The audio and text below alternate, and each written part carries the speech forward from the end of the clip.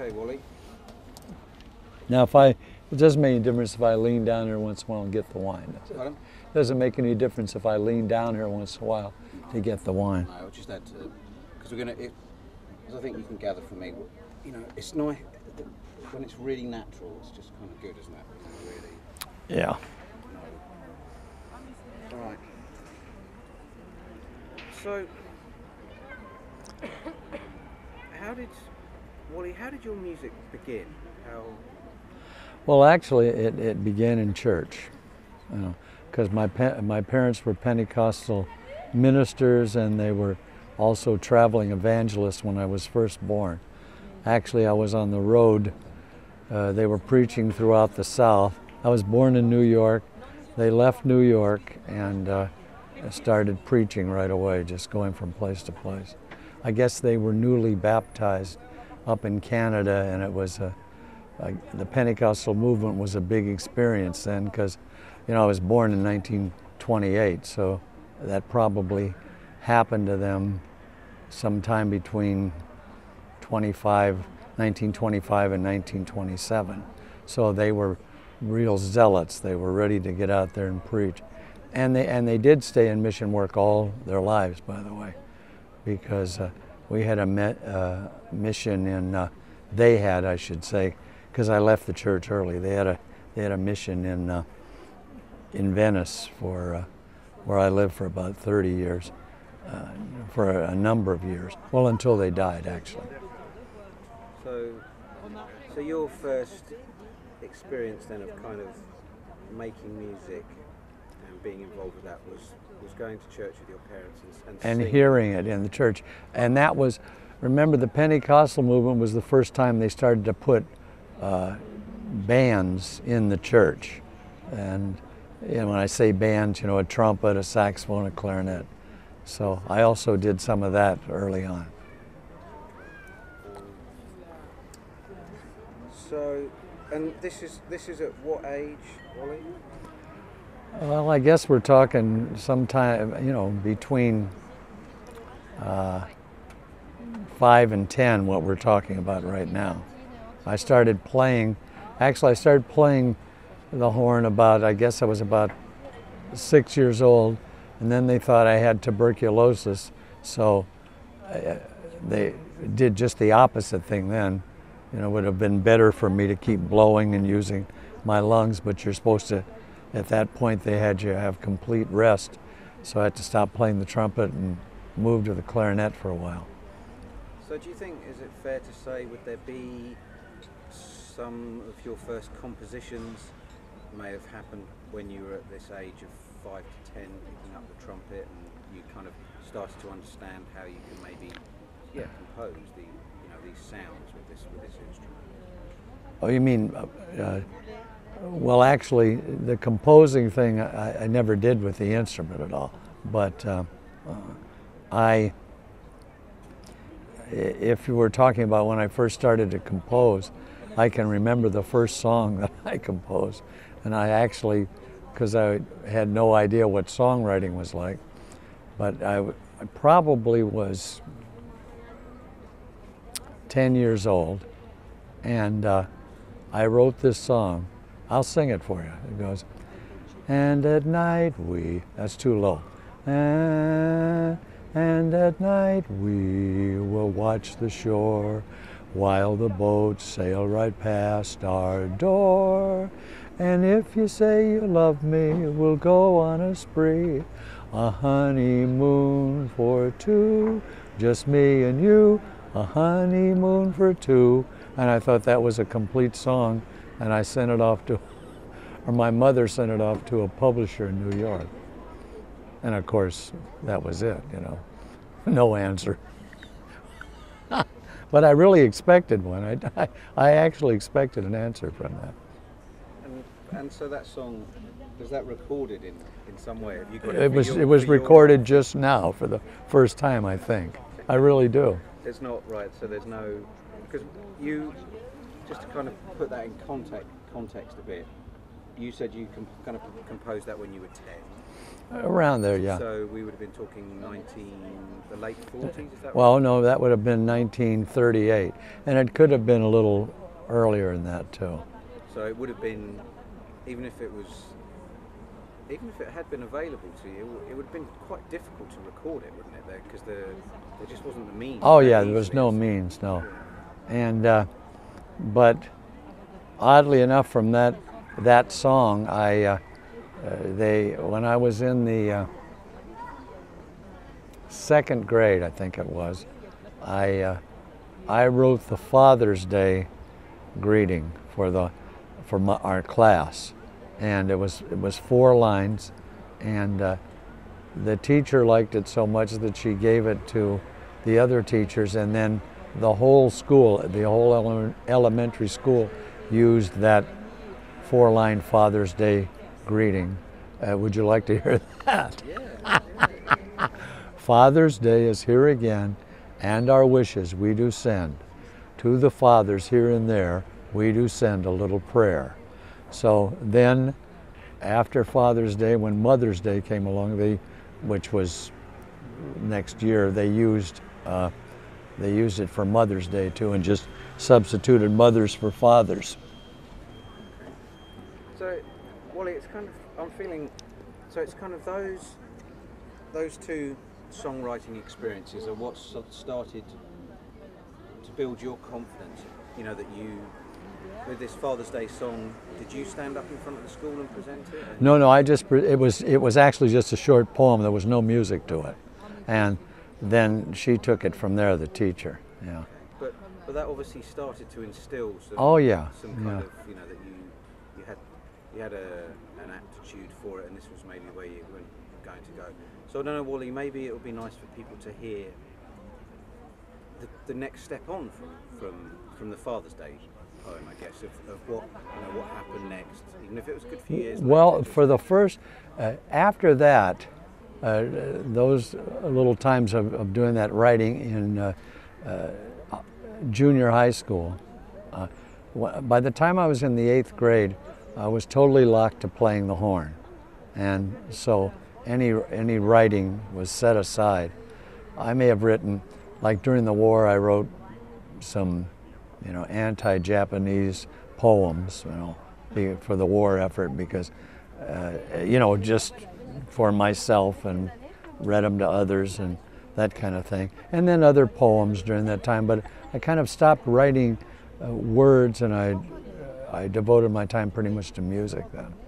And so it was just, here's an interesting story. I took lessons in San Diego at a music store called Thurl's, and every Saturday they would have a contest, and people would play a song, usually a popular song of the day, and then people would call in or write in, I forget how it was, and they would say who was the winner of that weekend. And so I played Elmer's Tune on the trumpet, and I won for that weekend. So they started calling me Wally Harry James Holmes. You know who Harry James was? He was the greatest trumpet player, especially as far as popular. He was the greatest, let's say he was a pop trumpet player more than a jazz trumpet player. Well, wonderful trumpet player though. I mean, everybody talked about Harry James. And was he, just so people may understand a bit, was he around the same time as Miles Davis? Were they kind of? Oh no, this was the big band era. Okay. He had one of the great big bands. Look him up. I mean, his songs are, he had, and they were instrumental songs, so he had all kinds of hits, just with that. And so that name tagged onto me was, kind of fun for a while. And so as you're saying, so from this young age, you were getting hold, as you say, you're very fixated with the trumpet. Yeah, and I practiced, and the interesting thing is when I got into high school, we had one of the first, they used to call them swing bands then. We thought we were playing jazz, but I mean, of course, anything that's for me, anything that's pretty much arranged is not necessarily jazz. But when I moved to San Diego High School had, I think maybe in California, the first band that was devoted to just playing swing music, jazz, swing, whatever, that actually was a class. It was in the curriculum. You didn't have to take it after school or that kind of thing. And so that band, it was called Warren's Swing Band. And a lot of really good musicians came out of that and went on to play in some of the popular big bands of the day, like Jimmy Dorsey and Harry James and bands like that. And from that band came a very interesting band that was made up of players from all over San Diego. And a group was formed called the Men of Note, and it was run by a guy named Dick Harvey, who wasn't a very good player, but that's really kind of true of so many band leaders. They're not necessarily good players, they're just good at putting people together and playing. But anyway, that band, in 1946, Look magazine, does that ring a bell to you, Look magazine? Look magazine had a contest looking for the best youth swing band in the United States. So we took our band from San Diego up to Los Angeles for the adjudication of all the bands in the 13 western states, and we never expected to win, but we did win. And we went on to Carnegie Hall, and we won third place there, and I won the Cootie Williams, Cootie Williams was a jazz trumpet player of that era. I won the Cootie Williams trophy there. That was great. And so all that kind of stuff was encouraging to get me to keep playing, and I thought maybe I had a career in this, you know. So if we just try and pinpoint it a bit, so, you know, age 10, you're working with the trumpet and you've kind of made some initial compositions and things like that, and then you've just mentioned Carnegie Hall. So in Carnegie Hall, you were on stage playing the trumpet as part of a large right, band. With a large band. We had 4 trumpets in that band. It was a big band. There were 5 saxes, 4 trombones, 4 trumpets, and 3 rhythm, and a girl singer, the mandatory girl singer. And so did that band play together a lot, and did you do other? No, because they were still, even though the Second World War was over, they were still, you had to go in the service. I didn't go in the service because I was the sole surviving son. My brother died at Okinawa from a kamikaze, and so I didn't have to go in, but everybody was going in. But they were all, when they got in the service, they were trying to get band gigs so they could, you know, keep playing their horns and everything. But me, not having to go in, my parents moved up to, right after we got the news of my brother's death, we had to move up to, my mother didn't want to be in San Diego anymore, so we moved up to Los Angeles, to Venice, California. Yeah. And then and I started playing around in bands and taking lessons and you know, and that kind of thing. And so, yeah, do you feel a little bit like I said to you before we started? Pardon? Sorry, a little bit like I said to you before we started to record, I kind of defined my proper starting documentary moment. And so in Los Angeles, was there, I suppose, as you've just said, I mean, something very solid began in Carnegie Hall, but then in the LA area, what was there, you know, does it feel to you that there was a particular show at a particular venue or particular meeting with somebody that really sort of, you felt then took it on another step? What happened was I just started playing gigs around, you know. They got me gigs while I was going to college, and whatever came up. A lot of music in school. In the school I played a lot of concert music. I did a lot of, at that time I was doing what I thought was classical music, because another trumpeter and I at Santa Monica City College we were using triple tonguing, the triple tonguing technique on the horn, which sounds very flashy, and we were playing these duets all over, and we got paid for them and would do them at women's clubs and wherever anybody would want maybe 10 minutes of entertainment to go along with whatever their program was. And so what would there be? Were there any kind of venues that you were playing in then that people would remember now, Wally, that are still in place? Let's see. No, the Palladium isn't there. All the great jazz venues pretty much are gone. There are jazz venues now, but because there was they had Shelley's Manhole was a famous one, but all of those are gone now. There are others that took their place, and some of those have been around for 20 years, but that was after my career was pretty much over as far as playing the instrument. But yeah, just so people know a bit, where were these places in LA? Which streets was the places on Sunset? Well, of course, Sunset Boulevard had the Palladium, and then Central Avenue had the 54 Club. There were a lot of I shouldn't say a lot, but several good jazz places on what is now Martin Luther King Boulevard, and I can't remember what it was called before that, but that's where I would go to listen to people like that were forming their bands. Like I heard Clifford Brown and Max Roach down there a lot. Fantastic. In the old days, you could just go in, sit down, have a 25-cent beer, and nobody would bug you, and you could listen to Clifford Brown play for 2 hours. It was absolutely unbelievable, and there'd be no chance of doing that now. Actually, that was true of all the clubs, by the way, because the clubs up along Hollywood Boulevard that developed, like Sardi's and others, which the names I can't remember. I remember the locations, though. For example, one night I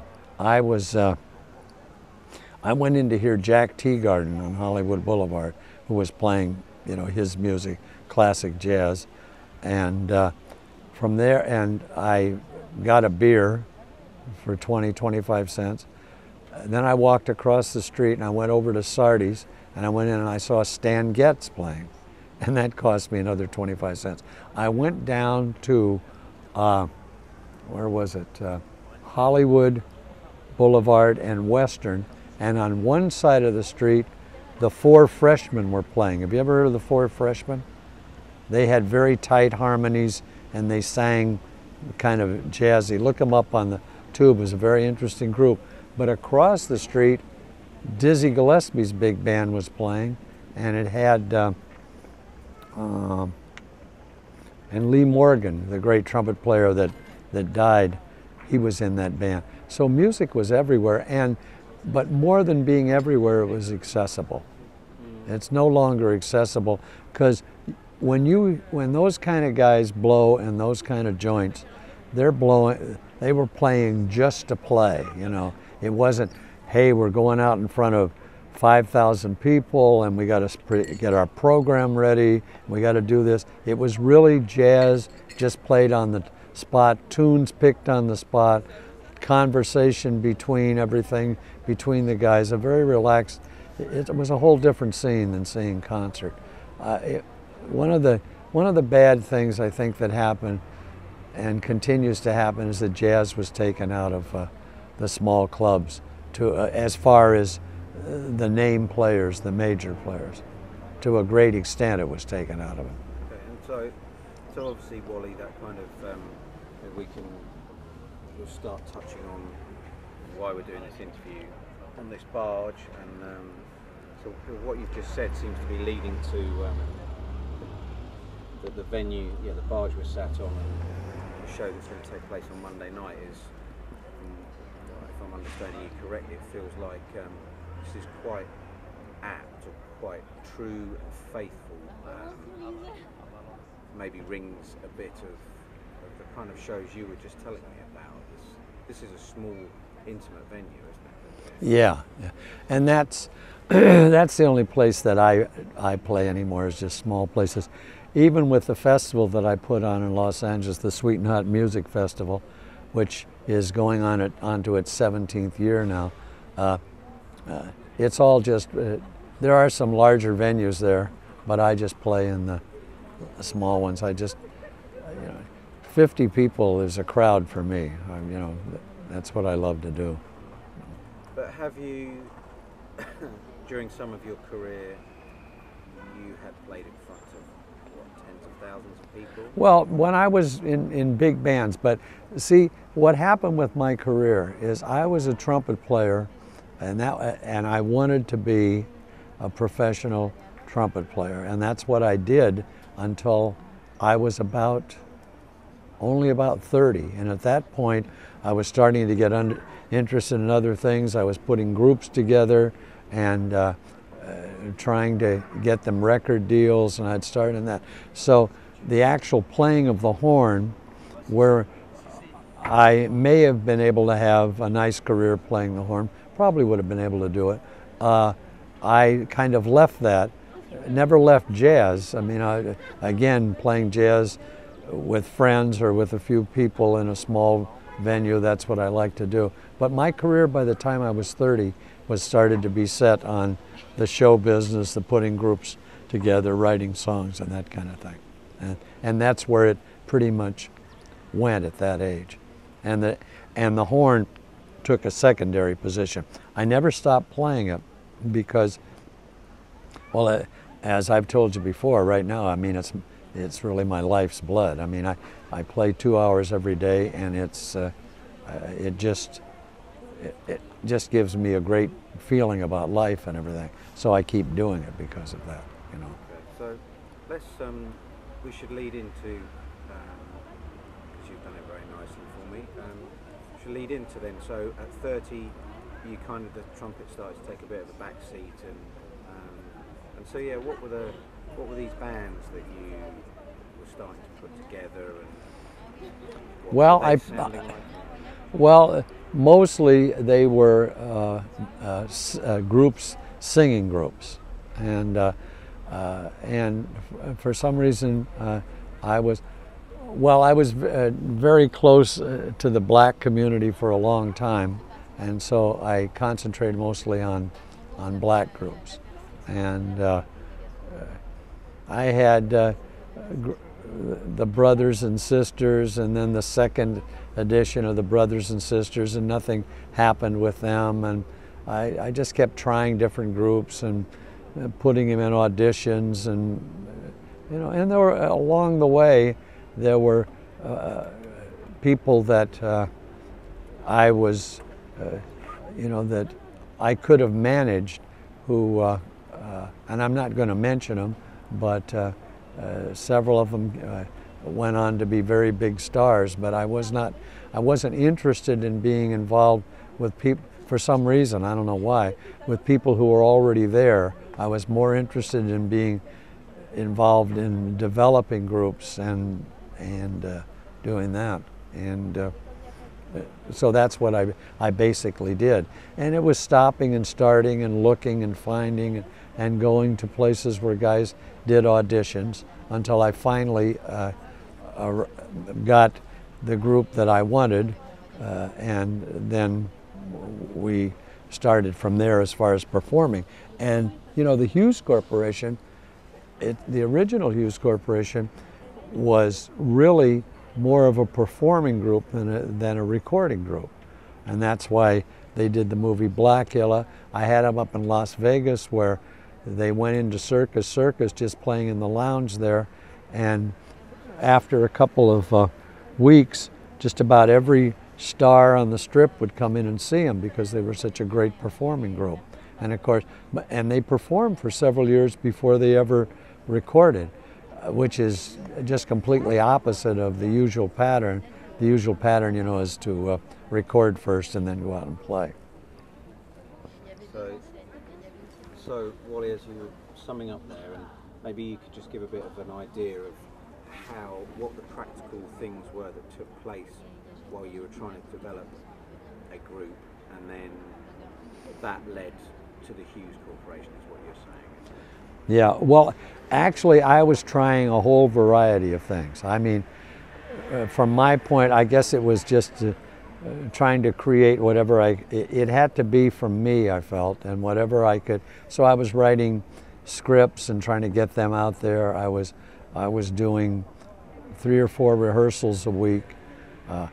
I was giving private lessons, and I was pretty much working about 16 hours a day. I developed a group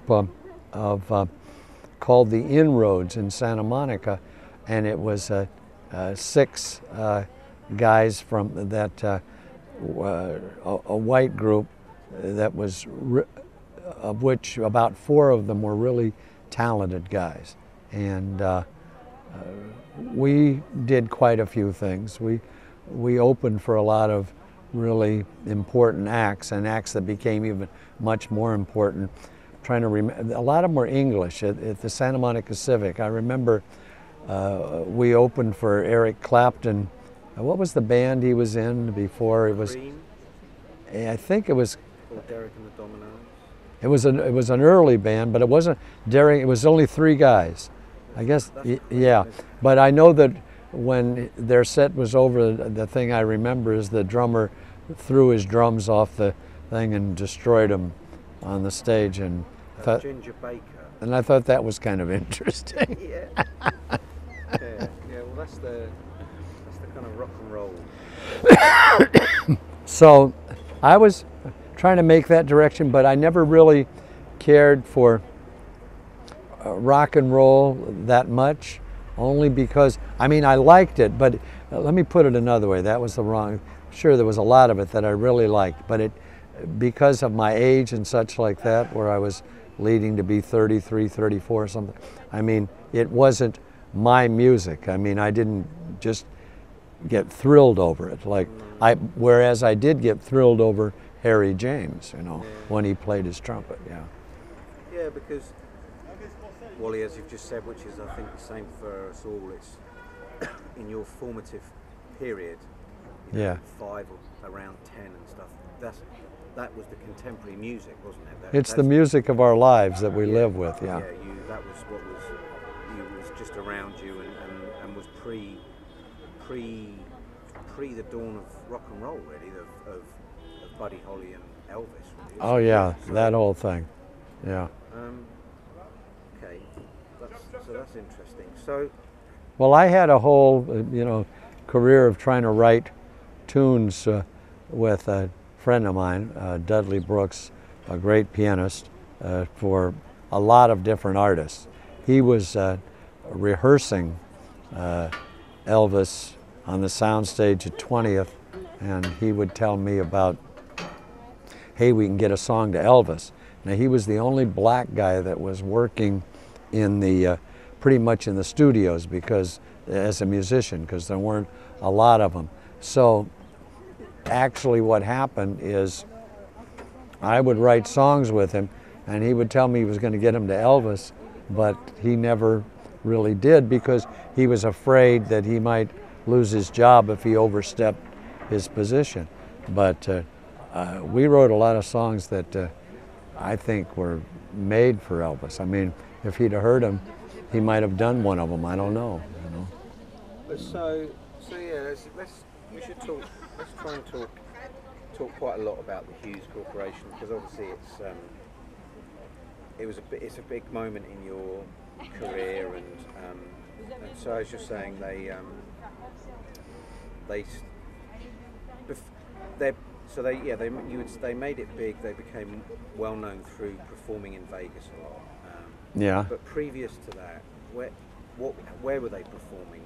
Were they well, in the LA no. area, or? Well, no, they didn't do much in L.A. They, with the exception of that one film, that Blackula film, which became kind of a cult film, and they were pretty much put together, excuse me, by me. I would I knew I wanted a girl and 2 guys, and so I just went out and I auditioned until I got the right combination. And when you're dealing with a group, you never really get the right combination. I mean, every once in a while it happens, and when it happens, it's magic. Because if it's not a matter of the voices blending properly, it can be some kind of a personal thing where one person is not getting along with the other, and that screws the group up immediately. As soon as there's that any little bit of agitation where they're not just all friends and they're on stage, they can perform, but if they do, it's kind of more of a plastic, just go through it kind of performance rather than the kind of friendly performance that when you see a group working with each other and you really know when you're watching them that they like each other and they want to be together, you know. And so yeah, the Hues Corporation, one of the groups that helped define what disco was, and or how what are the genre labels that we could attach to the Hues Corporation? Would it be disco and funk and soul, or No, oddly enough, even though the beat of Rock the Boat is not really strong, it became the disco record for a number of years like that, and everybody was dancing to it.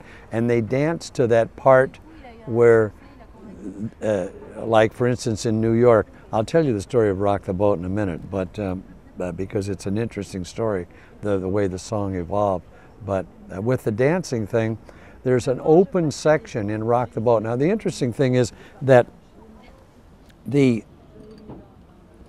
bass of Rock the Boat is with an actual bass, but with the piano player playing, and that was Joe Semple, the guy that was in the Jazz Messengers, and his doom da doom goom doom da doom goom doom da doom goom doom da doom on the piano is so strong in there, even though that it's actually beyond being played, it's felt.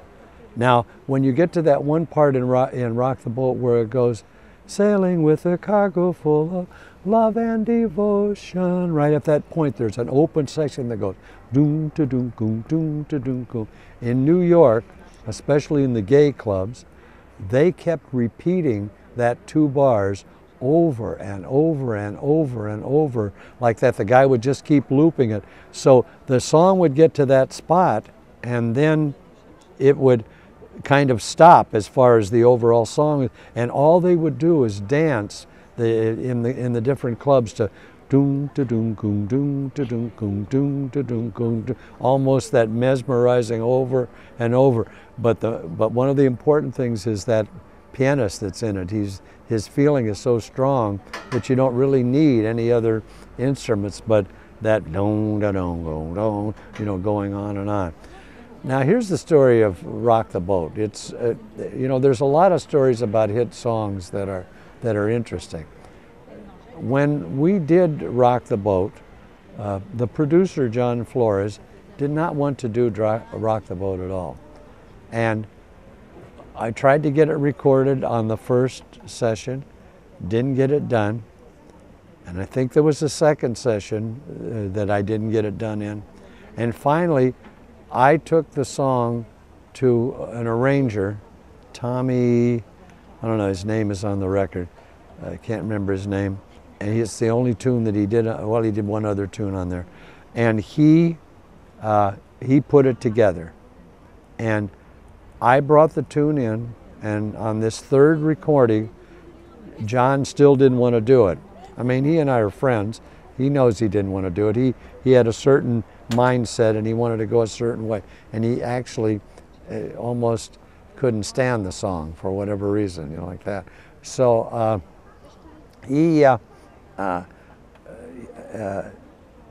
we were in like the last 10 minutes of the recording.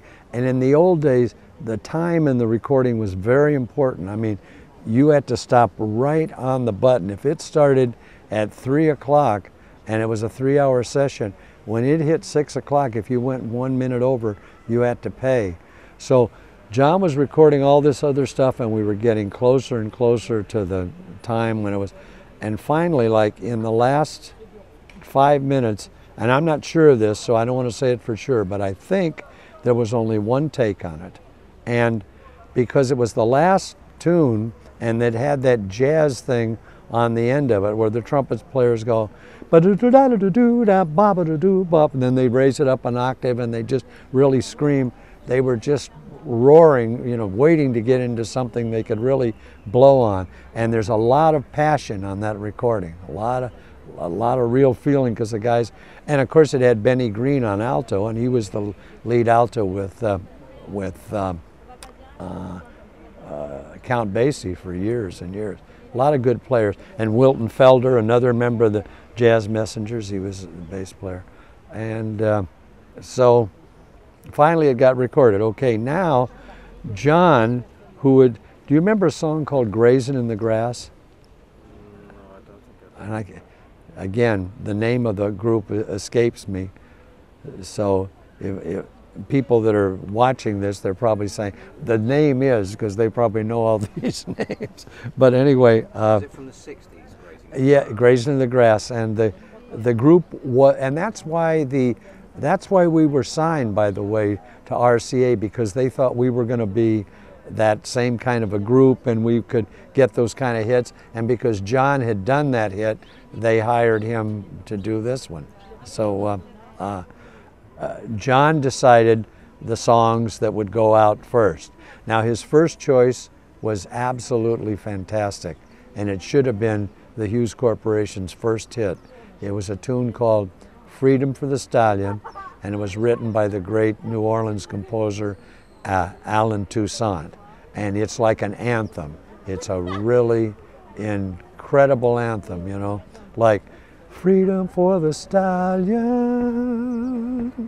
freedom for the mare and her colt, freedom for the freedom for the da da da da. It's one of those kind of things, and the group just sings it beautifully.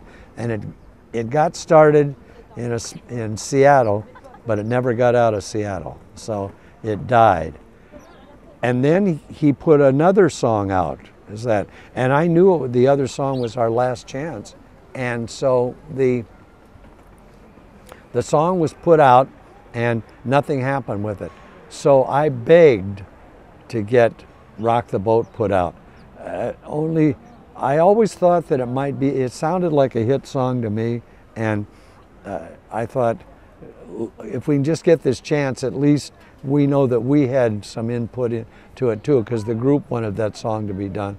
So the song was put out, and of course, as far as everybody concerned, it failed because RCA did not back it up. They didn't put any guys out there to promote it and everything. They just didn't care about it. It was what they called a sailor, and what that means is when you get it, you just sail it into the trash can, you know, when the DJ's got it and everything. And now here where the gay element gets in here, because in New York there were a lot of gay clubs, and one of the main things in the clubs was dancing, and they got a hold of Rock the Boat, and suddenly RCA saw that in New York alone 50,000 copies of Rock the Boat had been sold. No place else had been sold, maybe a few copies here and there. And they said, what's going on? Now all these DJs and everybody that rejected it, they're all calling RCA. Hey, where's Rock the Boat? We want it, it's fantastic and everything. And they had to work overnight, 2 nights overnight in the plants to just keep pressing Rock the Boat and getting around by special delivery or however they did it to all the people, because they were just clamoring for it. It was one of those kind of really odd things that happened, because I mean, chances are it would have been nothing. The whole thing was just pure luck, that the way it worked out. If it hadn't been for it being big in New York and those clubs and selling those records, they wouldn't have, none of the DJs around the country would have reordered it, and so it would have never happened, you know. So as you just kind of said with Rock the Boat, it was initially put out by RCA, so there were there were 12-inch vinyl copies of it pressed up. And Oh no, that was the album. This Okay. those were the 45s. You're too young to remember the 45s. Well, By the way, the 45s are now worth $8.50 on eBay. on eBay. Yeah, Rock the boat. yeah. I've heard- $8.50 $8. That's all right. That's all right. because they made millions of Yeah, them. yeah, You know. yeah. But okay, so just to sum up a bit, to bring it, because the thing is, Wally, I'm of an age where I got introduced to vinyl. It was still very much around, and it still kind of is now, but it's a bit more of a niche thing. So Yeah. for some of the youngsters who are going to most probably love Rock the Boat, but will have found it through YouTube, won't they? They will have stumbled across it on YouTube and seen the promo that's on YouTube, and it's had 1.5 million views, and they'll be kind of like, okay, so this is some interesting disco hit from the 70s when they're trawling around. But yeah, and younger people won't have the understanding of. So the initial push with it from RCA was there were just the 7-inch vinyl copies made, and as you said, that just kind of went a bit flat. How many would they have pressed to start off with? I don't know, but there were enough out there to. They probably made an initial order of. I don't know what an initial order of a single would be, but it probably was something like 30 to 50,000. So there were probably enough of them, and they all sold in New York. But the interesting thing is that RCA, because whatever was bought in New York, RCA had no idea about it all. Because if they had, they would have repressed it. Pressed more themselves, but they never did. And so off the back of it being, as we're saying, a big gay clubbing hit in New York, and everyone who kind of has looked at that world a bit knows that there was a big clubbing scene going on there, and it was Studio 54. Rock the Boat would have been played in Studio 54, I guess. Yeah, but 54 was a little after that, though. Okay. Yeah, so a lot of these clubs were just small clubs in different areas and that kind of stuff. Do you know some of the names of? I have no idea where the clubs were. What I told you was just everything that I heard. I mean, I wasn't in New York at the time, so I don't really know if this was happening, but I heard it from all of the guys that at RCA that worked the records around. Yeah, so it's to me it's sounding like that the Rock the Boat was one of the early tunes in the disco scene that kind of helped pave the way for the likes of Studio 54 when things expanded more. Because well, have you ever heard of Kasem? Yeah. Well, Kasem dubbed me the father of disco. just say that, Wally. So just drop that line. Say that line very clearly. Father of disco. No, say Kasem. Kasem dubbed me the father of disco on one of his shows, because of Rock the Boat, Okay, cool. So off the back of all the success of Rock the Boat, was it given a 12-inch vinyl release and remixed a bit and stuff, Well, we never had. They didn't do that then. The 10-inch then became the album, and that came out, or the 12-inch, whatever the size of the album was, Yeah. Okay, so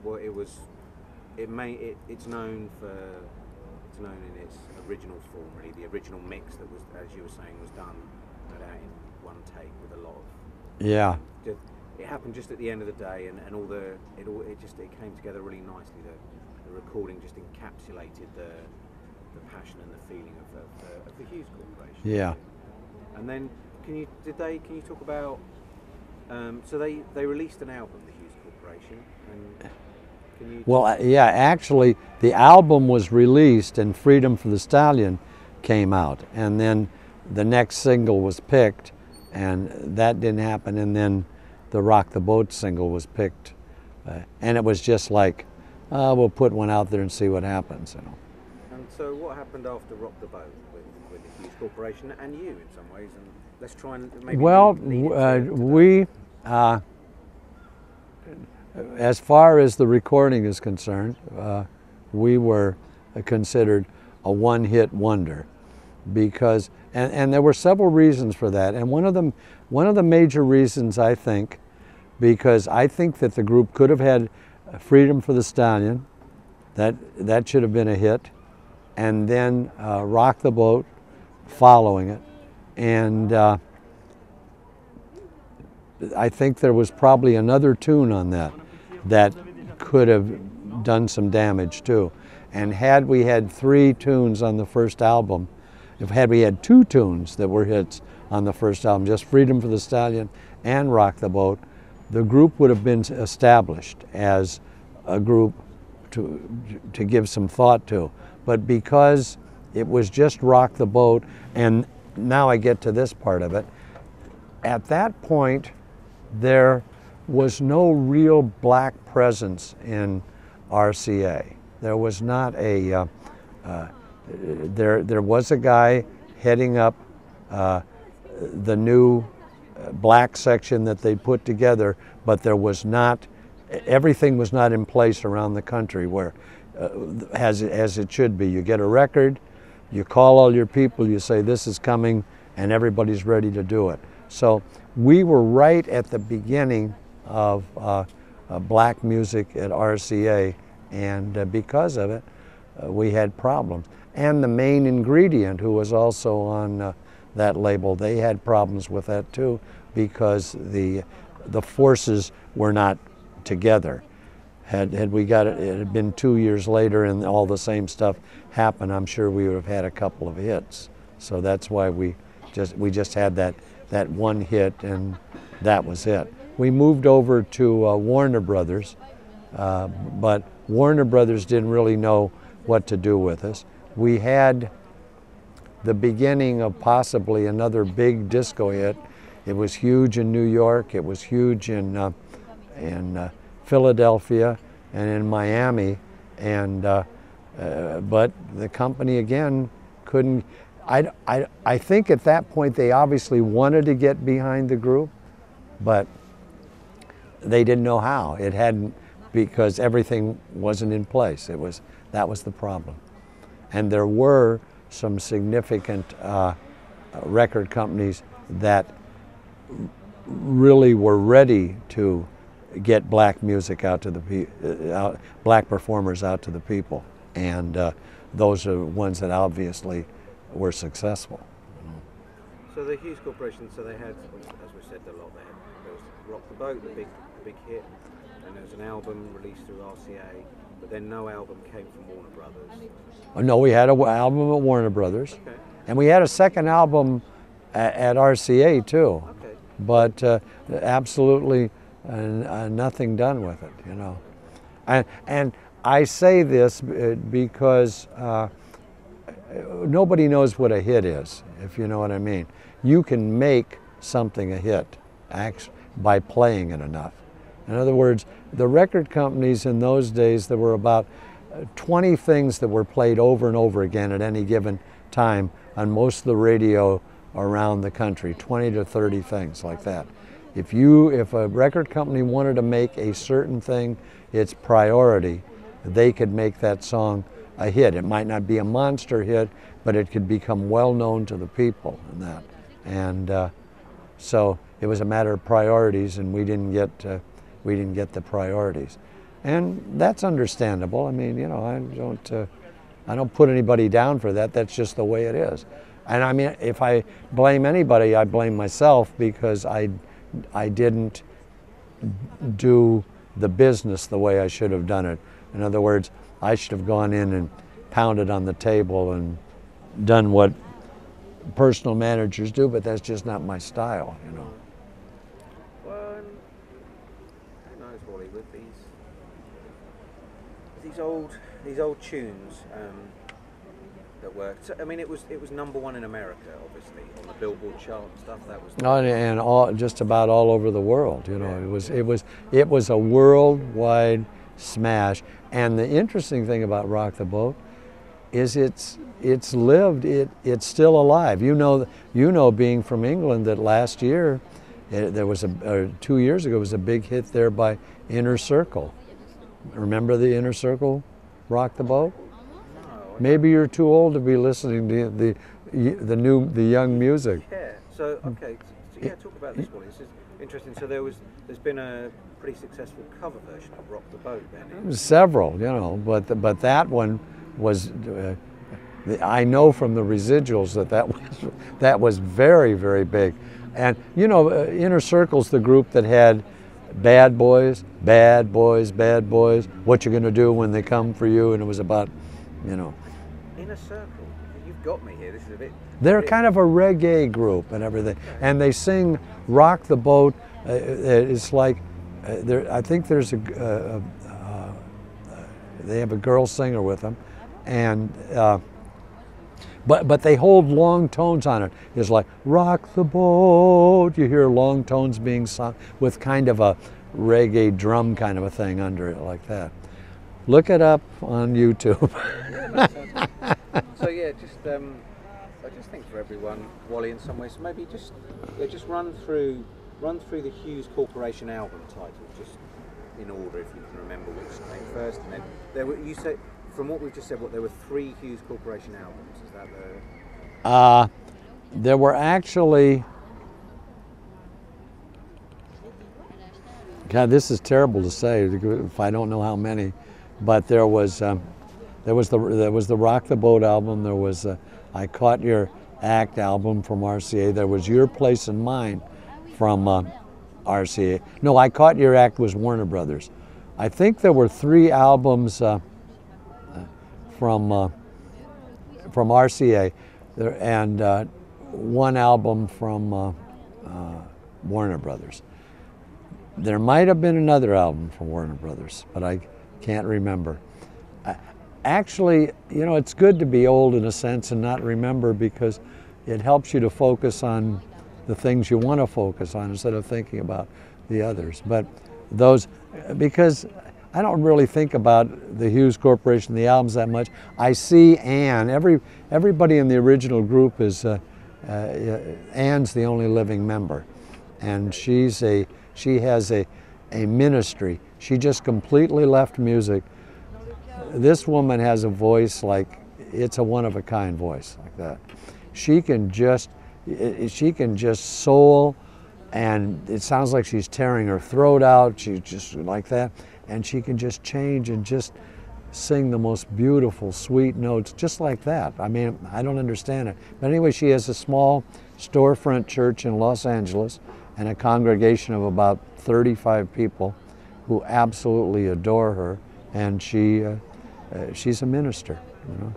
And their main thing that they do is they gather clothing and food, and once a month, as many of the congregation as can, they all go down to where the needy are, and they pass out these clothes and this food and everything.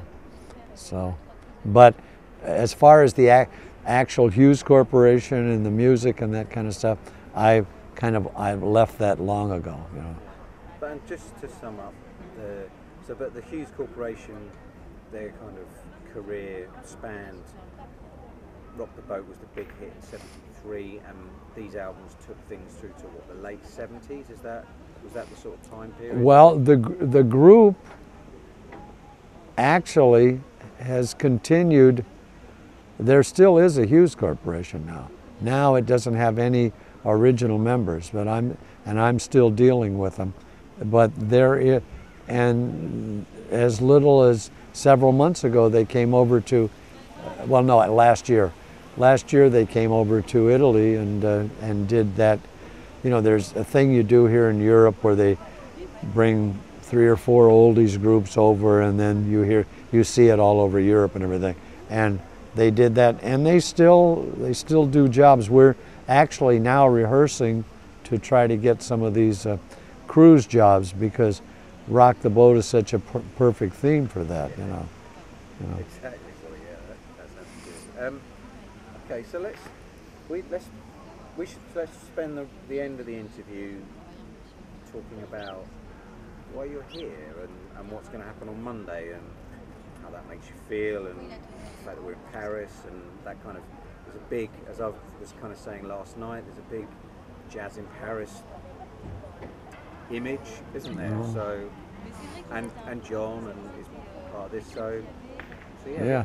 Why are you here? And why are we on this boat? Well, John's been a friend of mine for like 40 years, because even though I started, because I used to, before I started making any money in the music business, I mean in the commercial part of the music business, I had to continue to teach. So I taught as a school teacher for a couple of years, and along with that I also taught privately. And on the west side of Los Angeles, I was the trumpet teacher. So I used to go to his house every week and teach him. And we bonded for a number of reasons, which I don't want to get into any mumbo da da da da da da da thing kind of the air, but I have those feelings that there are people that you just naturally bond with, and they become your friends, and once they're your friends for life. So we have seen each other on occasion, but he moved here a long time ago, and he's been asking me to come over, and in the last several years, since my wife died, I've been going with someone that I'm very much in love with, and her name is Ava, and she sings in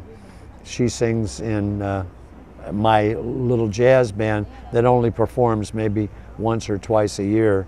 It's just because I've had it for a long time and we do stuff.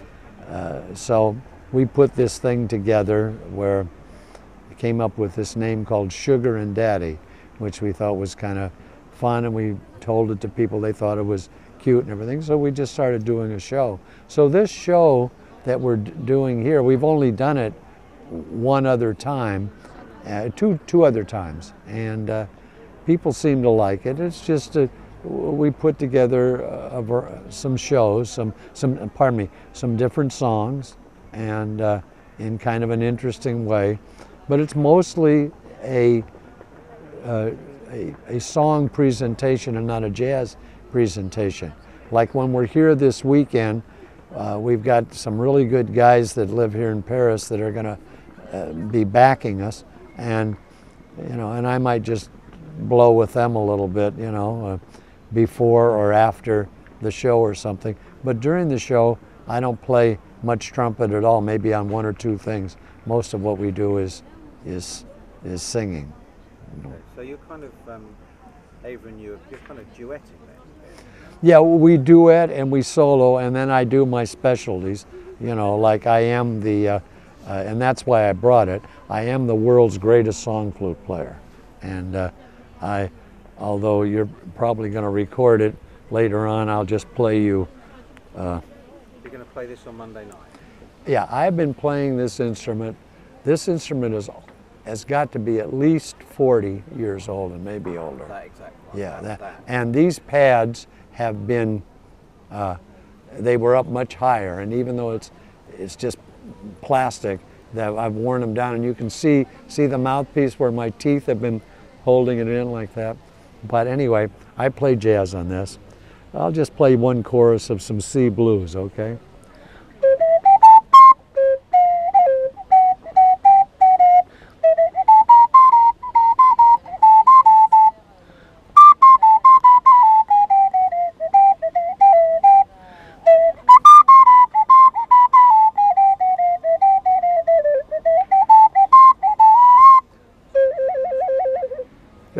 But when I play with the piano, you'll hear me play. I'll play a lot more later on, but I'm just showing you what it sounds like. I love this instrument, and actually it always made me an extra $100 when I a week when I played in Las Vegas. So we'll do some stuff like that, and I do another interesting musical thing in the show. I sing jazz solfeggio, which apparently very few people do. You know what solfeggio is? Do, re, mi, fa, sol, la, ti, do. Every note I hear, and it's been since the beginning of my life, and I don't know how I do it. I if you hear ba ba bum ba dum bum da da da da da, every time that part of Rock the Boat